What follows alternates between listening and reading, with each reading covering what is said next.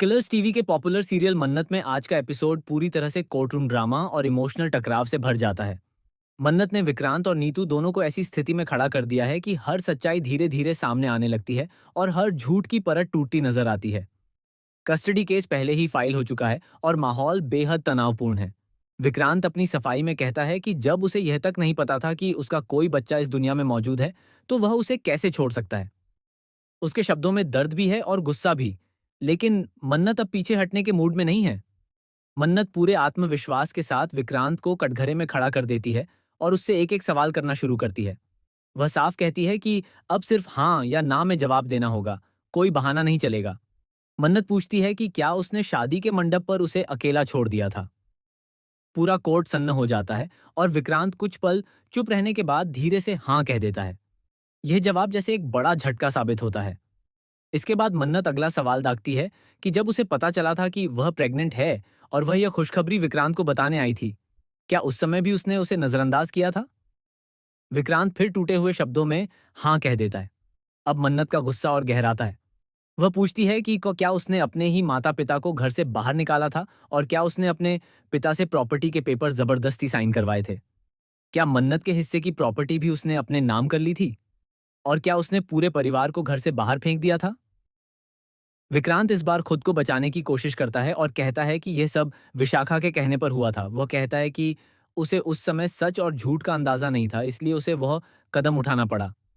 लेकिन मन्नत उसकी इस सफाई को पूरी तरह खारिज कर देती है। वह कहती है कि एक अनजान औरत जिससे तुमने पहली बार मुलाकात की थी, उसकी बातों पर तुमने वह अपने पूरे परिवार को घर से निकाल दिया। क्या तुम इतने कमजोर हो? क्या तुम अब भी एक निर्णय खुद नहीं ले सकते? मन्नत की आवाज और तेज हो जाती है। वह कहती है कि ना तुम तब बच्चे थे ना आज बच्चे हो। अगर तुम किसी इंसान की असलियत तक नहीं समझ सकते तो तुम किसी बच्चे की जिम्मेदारी उठाने के लायक ही नहीं हो।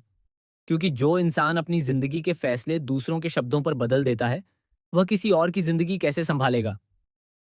फिर मन्नत एक और गहरी बात कहती है कि कल को कोई दुआ के बारे में भी कुछ कह देगा, तो क्या तुम फिर से बिना सोचे समझे उस पर भरोसा कर लोगे? क्या हर बार तुम्हें सबूत चाहिए होगा?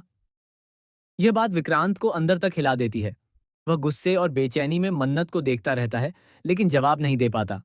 कोर्ट में मौजूद हर व्यक्ति इस बहस को सांस रोककर सुन रहा होता है। धीरे धीरे पूरा केस मन्नत के पक्ष में जाता हुआ दिखाई देने लगता है, जिससे विक्रांत और भी ज्यादा परेशान हो जाता है। कोर्ट के बाहर नीतू मन्नत से आखिरी बार विनती करती है कि वह इस केस को यहीं खत्म कर दे। वह कहती है कि यह लड़ाई किसी के भी लिए अच्छी नहीं है और सब कुछ बाहर ही सुलझा लिया जाए। लेकिन मन्नत सख्ती से जवाब देती है कि कस्टडी केस शुरू ही नहीं करना चाहिए था। इस पर नीतू भावुक होकर कहती है कि अगर यह केस नहीं किया जाता तो धैर्य मन्नत और दुआ को लेकर कहीं और चला जाता। उसकी नीयत ठीक नहीं है। यह सुनकर मन्नत का गुस्सा और बढ़ जाता है। वह नीतू को याद दिलाती है कि धैर्य ने पिछले 7 सालों से बिना किसी रिश्ते के उनकी हर जिम्मेदारी निभाई है। जब भी उनकी तबीयत खराब हुई, धैर्य हर डॉक्टर के पास गया, हर मुश्किल में उनके साथ खड़ा रहा। मन्नत सवाल करती है कि जिस बेटे ने 7 सालों तक एक बार भी फोन करके नहीं पूछा कि आप जिंदा हो या नहीं, उसके लिए आप इतने चिंतित क्यों हैं? और जो इंसान बिना किसी स्वार्थ के हर फर्ज निभा रहा है, उसकी नीयत पर शक क्यों किया जा रहा है? मन्नत साफ कहती है कि धैर्य ने बिना किसी अधिकार के सब कुछ किया है, लेकिन उसका दिल साफ है। ऐसे इंसान पर शक करना सबसे बड़ी गलती है। अब मन्नत पूरी मजबूती के साथ घोषणा करती है कि वह दुआ की मां है और ये केस वह खुद लड़ेगी और जीत कर ही रहेगी। उसके शब्दों में अब कोई हिचक नहीं, सिर्फ एक फैसला है। उधर दूर खड़े विक्रांत और यशिका यह पूरी बातचीत सुन रहे होते हैं।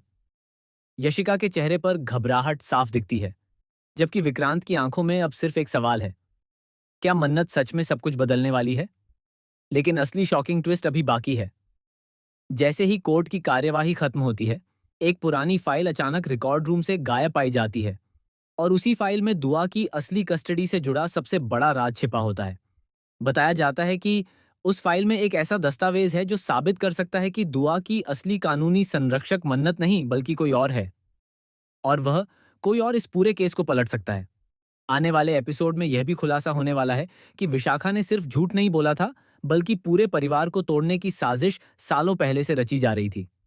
और सबसे बड़ा धमाका तब होगा जब मन्नत को यह पता चलेगा कि धैर्य इस पूरे केस से जुड़ा हुआ है, लेकिन वह जैसा दिख रहा है वैसा